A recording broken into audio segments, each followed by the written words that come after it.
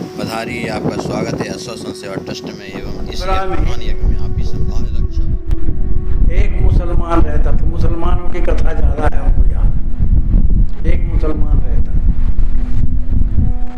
उसका नाम था गुलाब। उसका परिवार खत्म हो गया। कलयुग की एक कथा है, यानी कि द्वापर त्रेता की। उसका परिवार समाप्त हो गया, केवल एक बच्ची थी, लेकिन उसके संस्कार हिंदुओं से मिले जुले रहते थे। ब्राह्मणों को ज्यादा मानता था।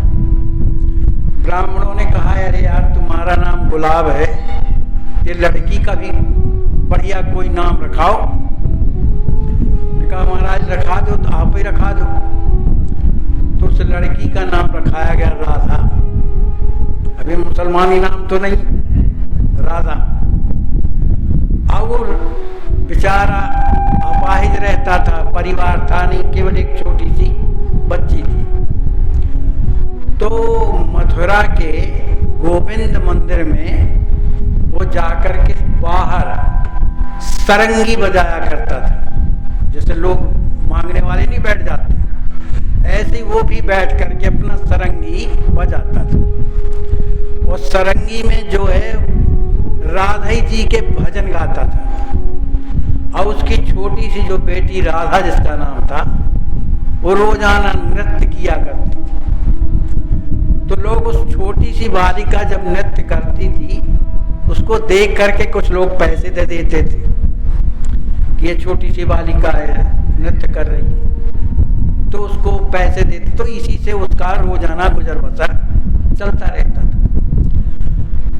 कुछ भी हो, आखिर भगवान का नाम जो लेता है, तो लेते लेते लेते लेते उसके अंदर भगवान की कृपा हो जाती है।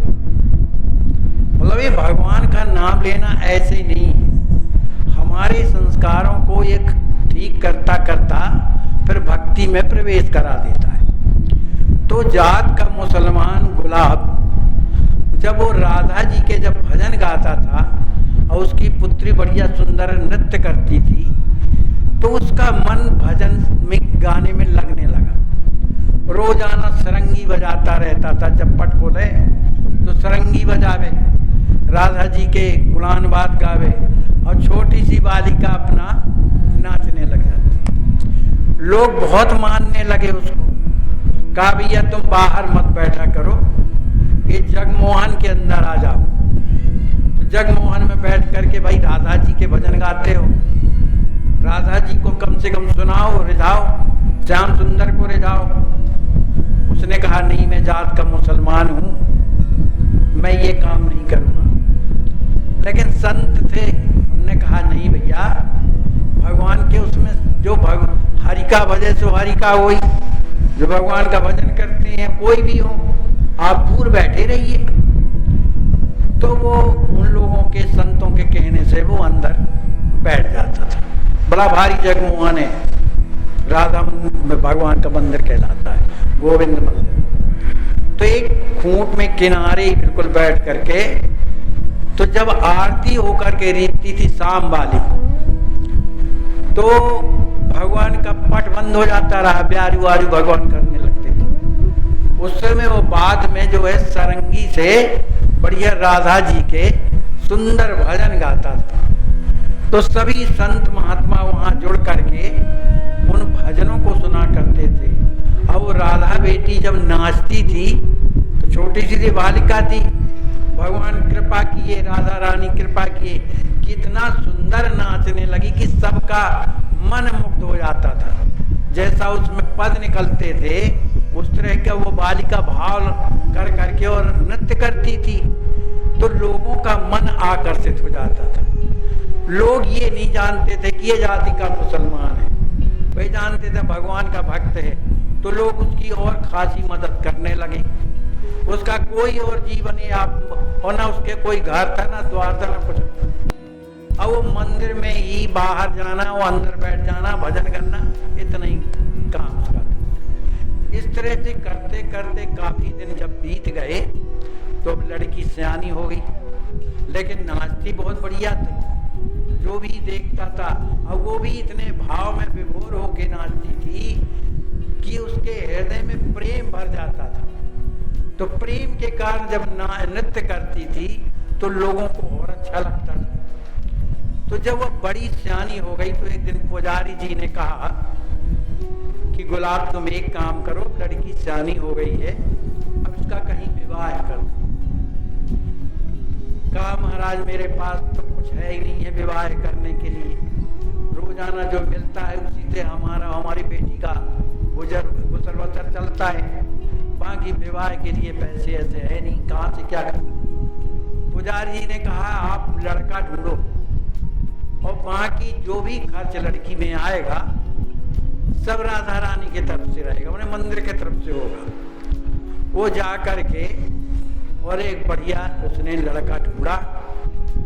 अब मंदिर की तरफ से पूरा खर्च हुआ तो लड़की की सगाई हो गई। अब जब सगाई हो गई तो वो राधा अपने पिताजी से लिपट करके रोने लगी जाते समय। जब रोने लगी तो उससे छोड़ा नहीं जा रहा था, क्योंकि उसको राधा जी में उसका मन लग गया था। तो राधा के प्रेम में सराबोर रहती थी तो उसको अच्छा नहीं लग रहा था जाना। पिताजी भी खूब रोते थे गुलाब, लेकिन करें क्या, लोगों ने समझाया भाई इस तरह थोड़ा किया जाता है। अरे लड़की ससुराल ही तो जा रही, कहीं और थोड़ी जा रही। और वहीं ससुराल भी उसी मथुराई में थी एक मुसलमान के यहाँ। आखिर वो लड़की चली।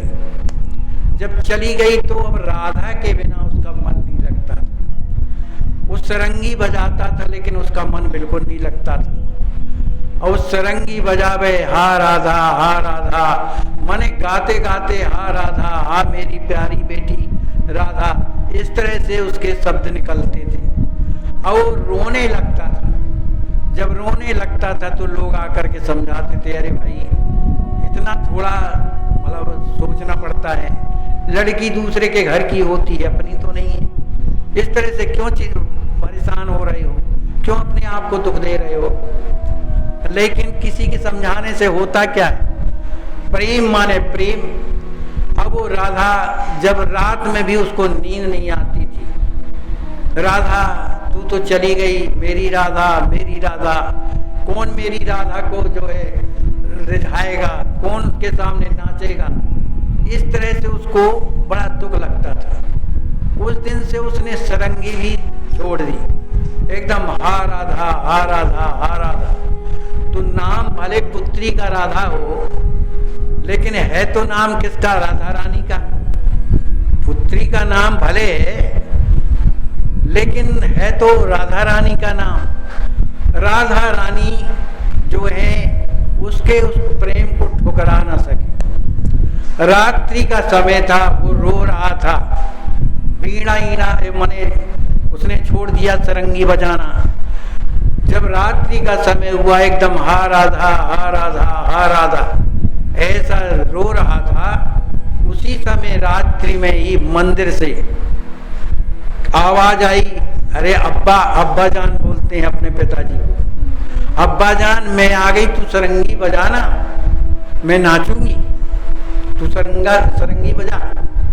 अब उसके जब ये कानों में बात आई कि अरे ये तो राधा जैसी आवाज लग रही है, लेकिन बड़ी प्यारी आवाज है, नहीं बाबा तू बजा, मैं नाचूंगी, देख मैं आ गई हूँ। वो आंखी मूंद करके और सरंगी उठाई और उसने बजाना शुरू कर दिया।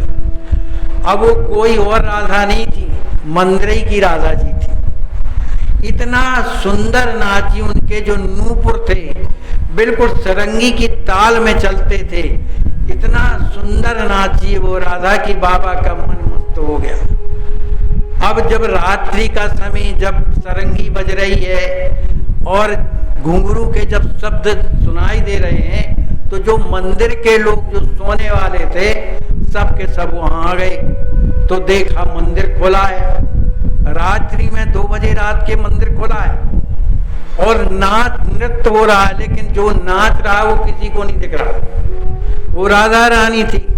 अरे बाबा तू किसको नचा रहा है, ये सुर किसके निकल रहे हैं? अरे मेरी बेटी राधा नाच रही है, तुम्हें नहीं दिखाई दे रहा है? कहा तो तुम्हें दिखाई दे रहा है। और जैसे ही उसने आंख खोली तो वहां राधा का पता नहीं। राधा मंदिर में प्रवेश करती हुई नजर आई बाबा को, गुलाब को, और गुलाब को वहीं से बुलाया, तुम आओ मेरे पास। तो सरंगी छोड़ करके राधा रानी के पीछे ही मंदिर में घुस गया। सब लोगों ने देखा, कहा बताओ मुसलमान जात का, और ये अंदर चला गया। अब उन लोगों को बड़ा दुख हुआ। अब जैसे ही अंदर में जाते हैं मंदिर के अंदर, तो उधर गुलाब का पता ही नहीं, कहाँ गया गुलाब। मंदिर बिल्कुल खाली, राधा रानी विराजी हैं, मंदिर खुला है। बड़े ताजुब की बात है भाई, कोई खोलने वाला कौन है। अब तो किसी तरह से समाधान किया, भाई भगवान का वो भक्त था, राधा रानी की कृपा थी। लेकिन समस्या ये है कि वो अंदर गर्भगृह में गया, फिर उसका पता नहीं गया कहाँ। इस चिंता में सभी कोई थे। लेकिन आखिर मंदिर बंद किया, सवेरा हुआ, फिर आरती पूजा हुई, पूरा मंदिर धोया गया कि ये मुसलमान जाकर के अंदर गर्भगृह में चला गया। अब कुछ दिनों के बाद जब जमुना जी के किनारे पुजारी जी ऐसी घूमने के लिए गए, तो जो जमुना जी के किनारे जो छोटी छोटी झाड़ियां थी, उन्हीं झाड़ी में से जो गुलाब था वो निकल के आ गया, गुलाब। लेकिन उसकी स्थिति क्या थी कि वो एक सखी के रूप में था, गुलाब सखी उसका नाम था। तो सखी के रूप में बढ़िया श्रृंगार किए हुए और पुजारी जी के सामने आ गया। अरे महाराज, मेरे को आप नहीं पहचानते? अरे नहीं, मैं नहीं पहचानता। कहा मैं गुलाब सखी हूँ जो सरंगी बजाया करता था। अच्छा तू है, तू तो मंदिर के अंदर चला गया था। कहा मुझे राधा रानी ने बुलाया था और ललसा सखी ने मुझे जो है ये श्रृंगार कर दिया, अब मैं तो उनकी सखियों में हो गया हूँ। तो अभी जो है उनकी मैं सेवा करके आई हूँ, तो इधर जमुना जल लेने आई रही, तो आपका दर्शन मिल गया, इसलिए मैंने सोचा कि चलो आपसे मिल लूं। ऐसा जब सुना पुजारी जी ने अवाक रह गए कि जीवन गुजर गया हमारा भगवान की, राधा रानी की पूजा करते हुए, लेकिन हमें कुछ भी नहीं हुआ।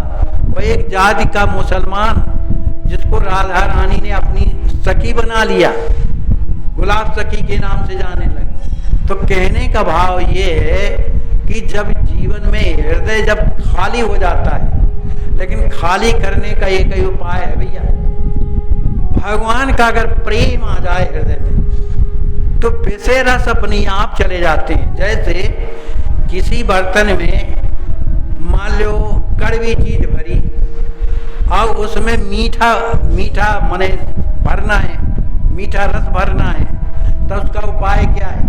उसको खाली भी ना किया जाए, वो इसमें भर जाए पूरा और कड़वी चीज निकल जाए। इसका उपाय क्या है?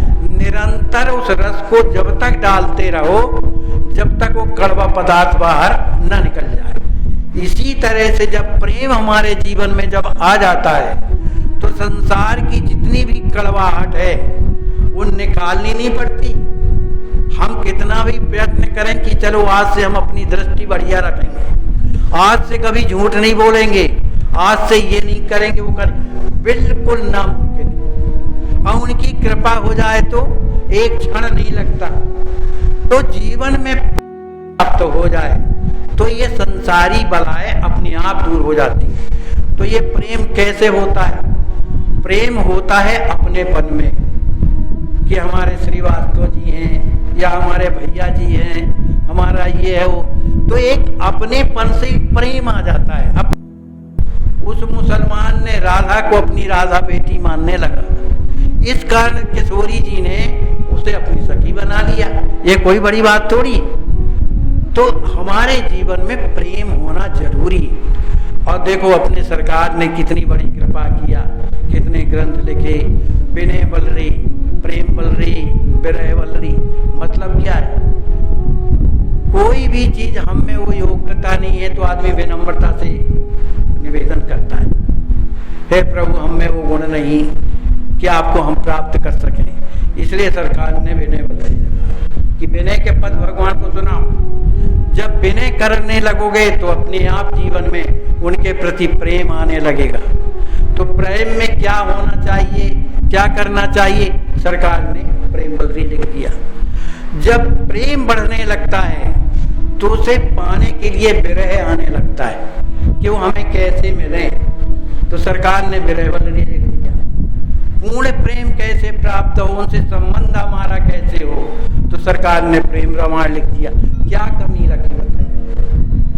कमी केवल हमारी है, भगवान में कोई कमी नहीं। जिस दिन ये जान लेगा कि हमारे में कमी है, श्री लक्ष्मी जी महाराज राजकिशोरी जी के भैया नहीं, लेकिन वो अपने आप को कितना धिक्कारते हैं, अपने को कितना नीच कहते हैं, कितना नीच अनुसंधान है उनके जीवन। जब तक हमारे जीवन में बड़ाई भरी है, मैं बड़ा कथावाचक, मैं बड़ा पैसा वाला, मैं बहुत सुंदर गाता हूँ, मैं बहुत बढ़िया भजन गाता हूँ, मैं बहुत बढ़िया कथा कहता हूँ, कुछ नहीं साहब ऐसे ही। जहाँ कुछ नहीं रहता है, जो घड़ा खाली होगा उसी को तो भरा जाएगा।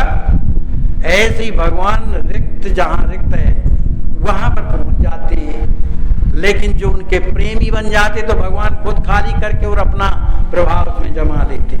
वही कारण है कि प्रेम रामायण के माध्यम से हम आप रिश्तेदारी बनाएं, उनसे संपर्क करें कि हमारे ये है वो है, इस नाते से भी भगवान की कृपा प्राप्त हो सकती है। बोलिए श्री सीताराम जी महाराज।